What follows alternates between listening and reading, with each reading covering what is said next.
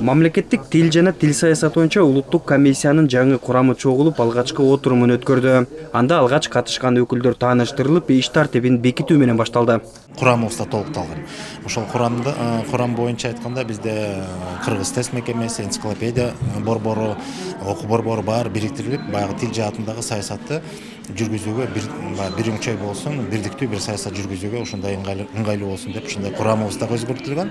Негизги максаты бул тил саясатын жүргүзүүдө стратегиялык багыттар, орчундуу маселелер, көйгөйлөр болсо, ошолорду ортого коюп, ошолорду аныктап, ошол жааттарда эмне чара көрүү маселеси ушул кеңешме органда каралат. Кеңешме 15 мүчөдөн турат. Анда мамлекеттик органдардын жана коомдук уюмдардын, билим берүү, илим жана маданият мекемелеринин өкүлдөрү бар. Алар алгач орфография жана орфоэпия маселелери боюнча сунуштарды талкуулашты. Негизинен мамлекеттик тилди мындан ары өркүндөтүү, мамлекеттик тилде иш кагаздарын жүргүзүү жана мамлекеттик тил саясатын, Кыргызстанда тил саясатын өркүндөтүү маселеси боюнча иш алып барат. Анан азыркы Кыргызстандагы тил саясатына байланыштуу көйгөй маселелер талкууланат. Бүгүнкү күнү жазуу эрежелери так сакталбай келген учурлар бар. Ошондой эле талашка түшкөн жагдайлар дагы кездешет.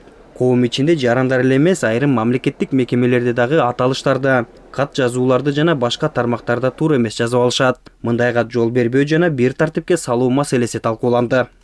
Коомчулукта пайда болгон журналисттерде, тилчилерде пайда болгон мамлекеттик кызматкерлер иш кагаздарды жүгүртүүдө кыйналган учурлардын баардыгы ошол жазуу эрежелеринде майдалап биз беришибиз керек да. Мына ошондо анан реестр катары кол алдыбызда турса, интернетте ачык, жеткиликтүү форматта турса, анда көп маселелеринде жеңилдешет, чечилет.